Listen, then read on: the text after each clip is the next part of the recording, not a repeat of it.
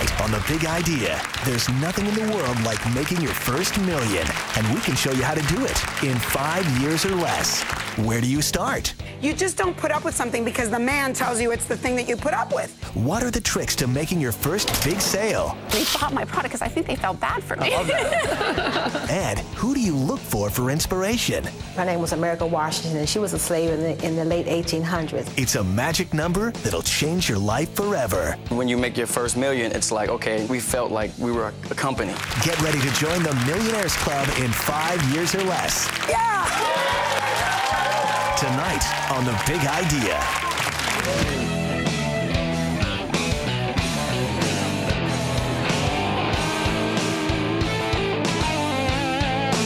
From CNBC World Headquarters, become a part of the community of entrepreneurs living the American dream in this special edition of The Big Idea. Join the Millionaires Club in 5 years. Here's your host, Donny Deutsch. Welcome to The Big Idea. It is, of course, your daily roadmap to the American dream. I'm Donny Deutsch. The American dream is doing what you love and making millions. So let me ask you, does anyone here want to make millions? Yeah! Of course you do. Why not? Why not? Why not? Okay. When it comes to money, no number brings more satisfaction than making that first million doing what you love. Sure, it's better to make even more, but that first million says you've arrived, and tonight we're going to help you set out your plan to join the Millionaires Club in 5 years or less. And we start with a truly amazing success story.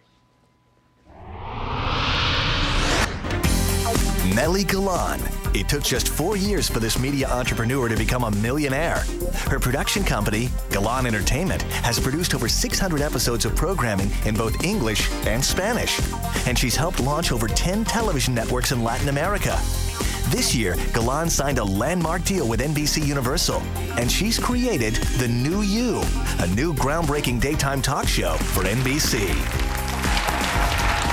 Here's a question we like to ask here on The Big Idea.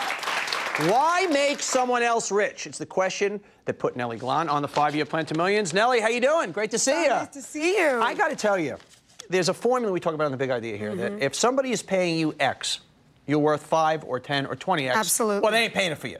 So you're somebody that figured out, if I'm doing this with someone else, I could do it a lot better and make a lot more money on my own. Absolutely. Well, first of all, I'm the kid of immigrants. We came to this country from Cuba when I was 4 years old, and I figured my parents did not bring me all this way for me not to do something big. And also, when I was working... And also, I think all of us have unique things that happen to us in our lives, whether they're good or bad. And some of us get victimized by bad things, like being the kid of immigrants or whatever happens to you. There's something you're supposed to do with that information. You're supposed to create something, some pink couch that only you could make, something that only you can do with whatever bad thing happened to you. And for me, being the kid of immigrants, which for me was like, oh, I have to translate for my parents. Oh, I got to make money for my parents. I turned that into a business. I knew how to make shows for people like my parents.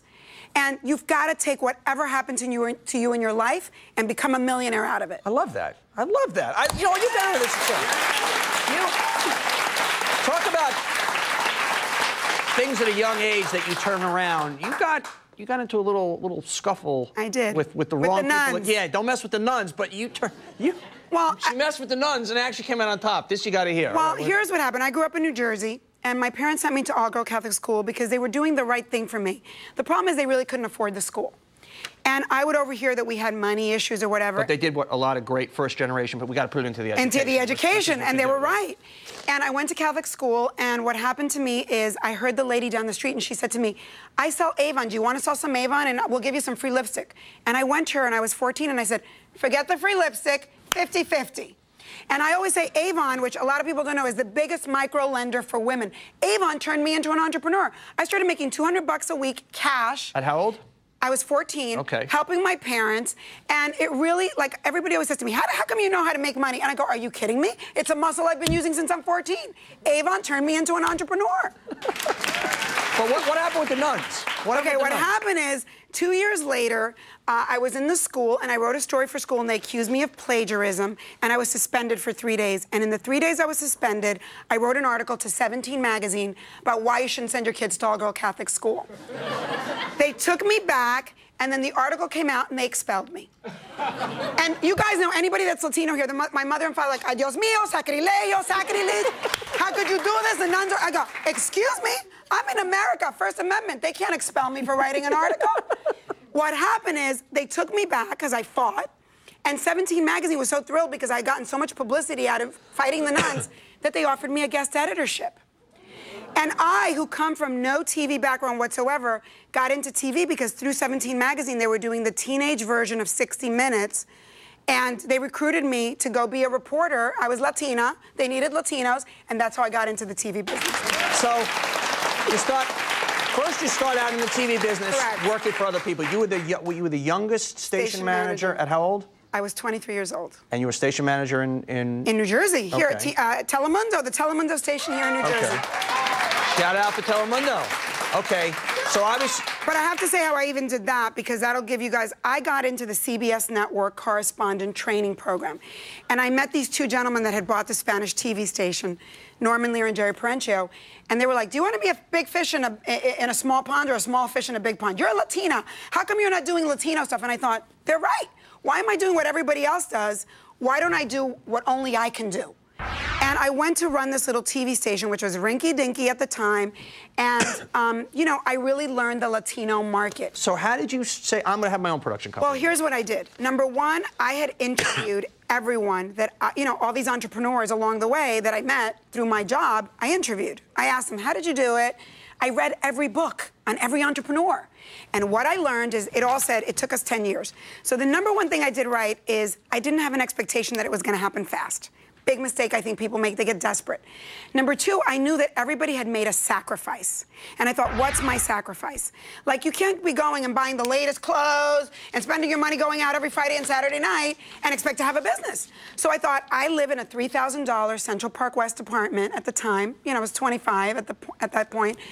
I'm moving to a $300 fourth floor walk-up in the East Village. And then the third thing is, I really, again, since I knew it wasn't going to happen fast, I had the perseverance. I always say I have the perseverance of a saint, because when you want big things, this is a big thing, you have to learn to wait for big things.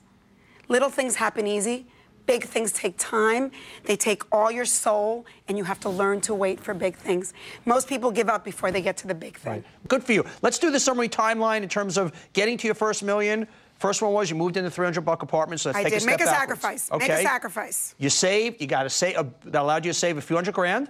Saved a couple $100 grand, and that's what kept me alive for 4 years. Launched your own production company. Yes. Finally signed a multi-million-dollar production deal. I like you, by the way. You are the best guest I've ever had, because I don't have to do much when you're here. I just wind you up and let you go. Nely Galan, founder of Galan Entertainment. She said, why should I make someone else rich?